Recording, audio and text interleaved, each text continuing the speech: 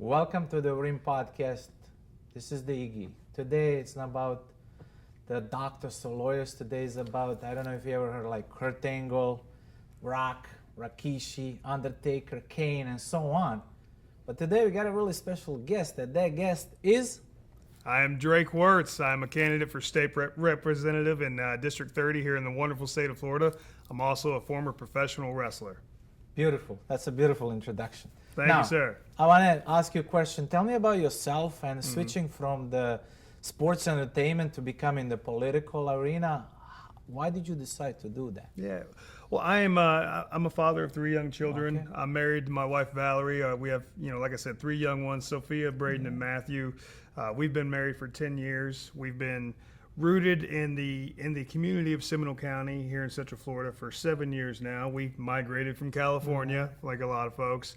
And for 20 years, I've been involved in the professional wrestling industry, sports entertainment, as you said. I've traveled the world, had the wonderful blessing of being able to be a part of different cultures and just see life from a different spectrum.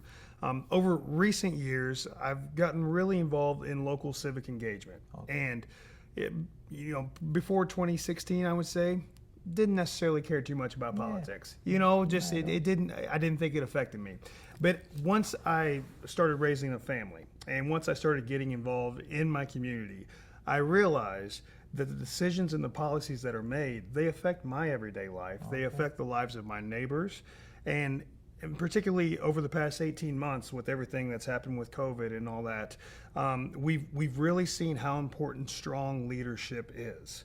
And for me, a lot of people, they want to run for these federal positions. And while, yes, it's important who represents us at the federal level, in my opinion, it's more so important who represents you at the state level. Yes. Your county commissioners, your city commissioners, your school boards, your dog catcher, your soil and water board. Yeah. I mean, that's actually what affects your everyday life. So that's what's driven me to step into the game and take off my wrestling tights and my wrestling boots and pick up my sword and going into the public square. Good. And public square is a challenging thing.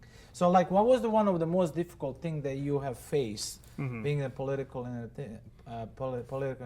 Now you are in this, like running for House rep. A big challenge that I faced, and it was my faith in Jesus Christ that actually got me through it, was actually when the end of my time came with WWE. Okay, so I spent 7 years with WWE at the highest level, of sports entertainment. It doesn't get any better. I was part of big matches for WrestleMania, 80,000 people with Ronda Rousey, Triple H, Kurt Angle, Stephanie McMahon, the whole 9 yards, and had a great run there. Like I said, in the past 18 months with COVID and the whole pandemic, it just really made a whole shift in the culture. Shift in the culture, and the company, yes, they're a big corporate entity, and so they enacted policies that were really infringing on everybody's individual liberty, forcing masks on people that are perfectly healthy athletes, punishing us for congregating, even going to church, things of the sort like that that are part of your First Amendment everyday rights. And I knew that I had to have some courage and I had to take a stand. And I knew that it could cost me my job, my salary, that I was comfortable life, that I was used to living. But I did not want to be a part of that anymore. And so, I had to speak out, and I had to, sometimes you got to stand firm and you got to say, no, I'm not going to comply. And there has to be some righteous civil disobedience at times.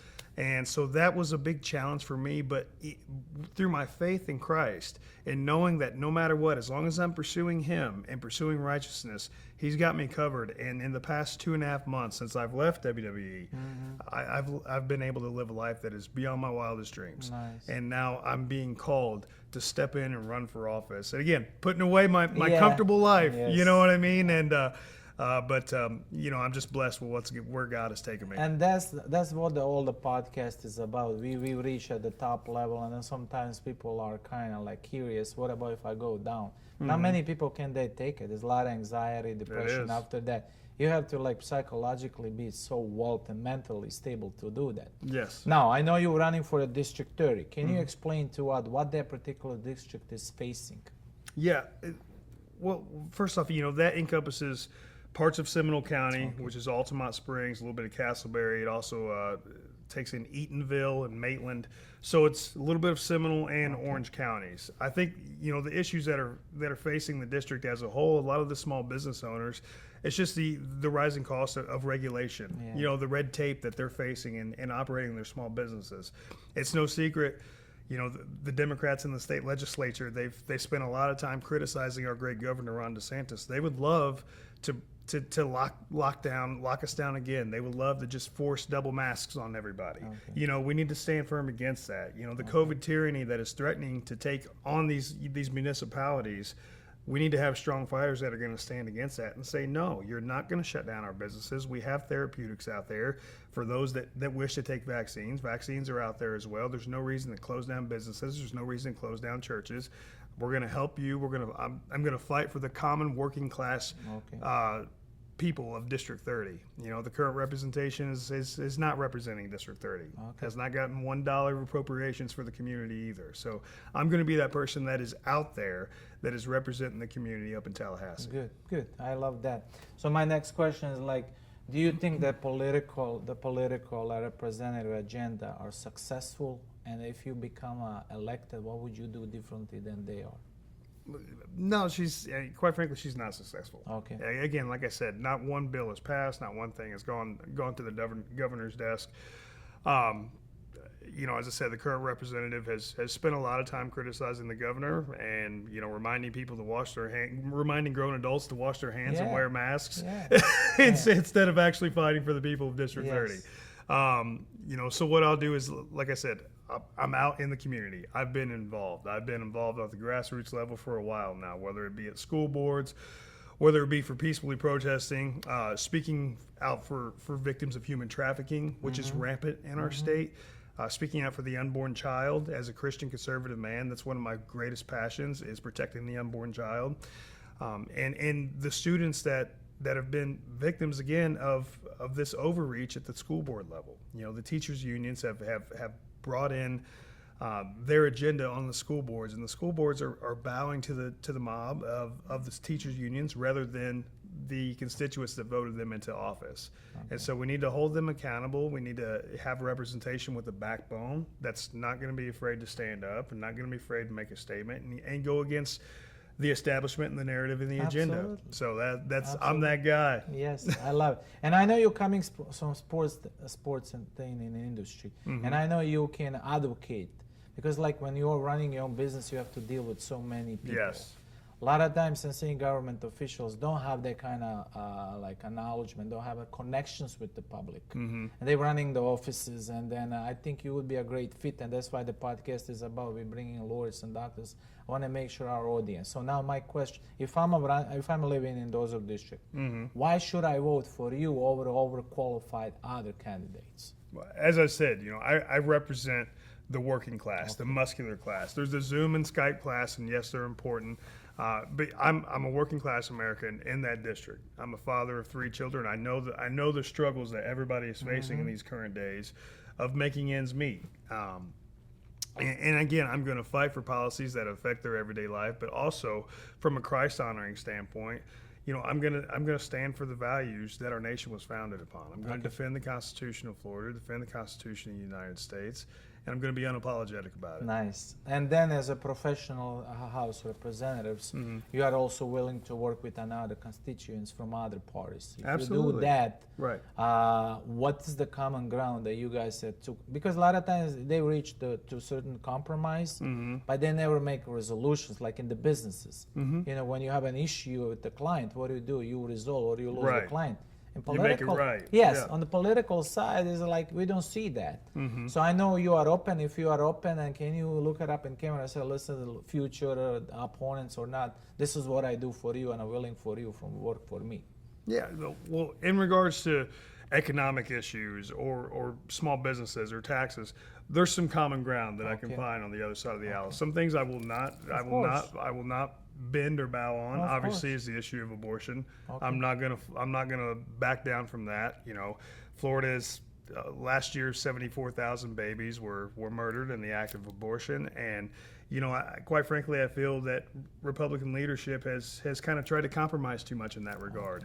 We need to stand our ground. We need to stand firm, and we can't find common ground with people that want to murder innocent babies. So, another thing that we might find common ground on is I want to fight for victims of human trafficking. Okay. Florida is third in the nation in human trafficking. We need to increase the penalties for those that wish to do harm on children, those that wish to do harm on victims and women, and we need to make it more fearful for those to be able to commit that act. And so we need to increase those penalties. We need to have more resources for the victims as well. We need to expand school choice. We need to stop funding the systems and start funding the students.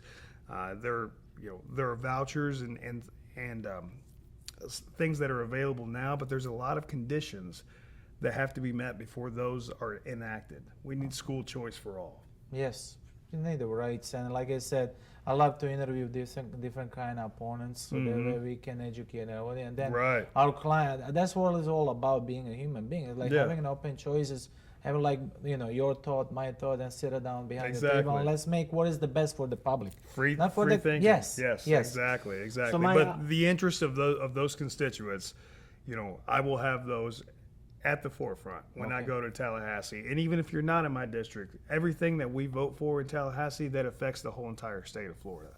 So, I'll be that cause for medical freedom to make sure your business and your church is not closed down for a virus that has a 99% survival rate. Okay, perfect. So my other question, how would you improve the communication with students through the face-to-face, the social media, and so many other things? What would you do differently than what they do currently? Yeah, well, I'm open to doing weekly town hall meetings. In person, I think you need to look your representative in the eyes and see if they have your best interest at hand.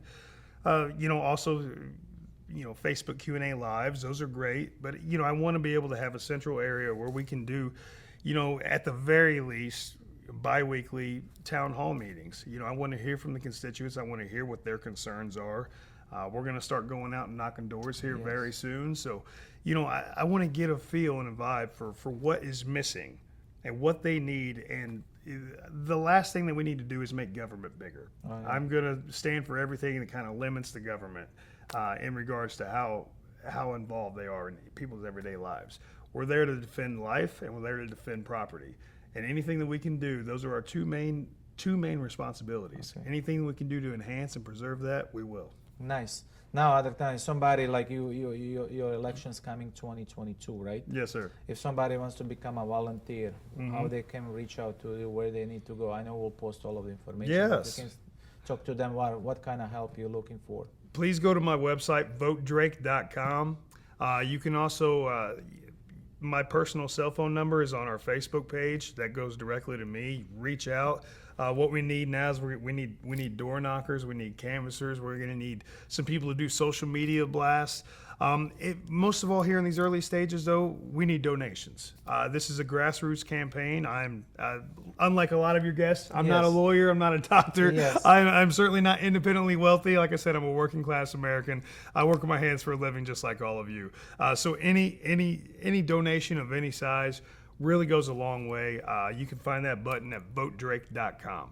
Okay, and then there was something like I always said end of my show. Okay. It's a particular question that you have to pretty much, if I hide somewhere under the rug or the club chairs or the tables or behind the production scene, and you love to, you like to get yourself and look it up in the camera and say, this is what I will do, guys, for you moving forward.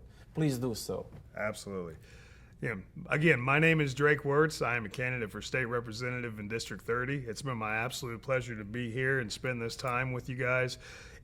Whether you live in my district or not, if you support me, if you share my page, if you tell your friends, if you donate to my campaign, it's going to a great cause. I'm going to stand up for the folks of Florida. I'm going to make sure that our freedom, our God-given rights are defended in Florida. I'm going to be your guy on the inside, the guy that's going to be in the state legislature to not only stand up against the far-left Democrats, but to stand up against the establishment rhinos as well. And I can assure you that I will put in the sweat equity and work my butt off for you. God bless you guys. Thank you so much for having me. Anytime. So there was the podcast episode 17, and like I said at the beginning, It's coming from professional sports entertainment. Everybody know Kane, Rikishi. Everybody know The Rock. Yeah. Brock Lesnar and Right. Matt Morgan too. Yes. Is our city One of my commissioner. mentors. Yes, one Yes. of your mentors. And one of our special, one and only new guest is Drake Wuertz, running for what? State Representative in District 30. Thank you guys. Appreciate it. VoteDrake.com.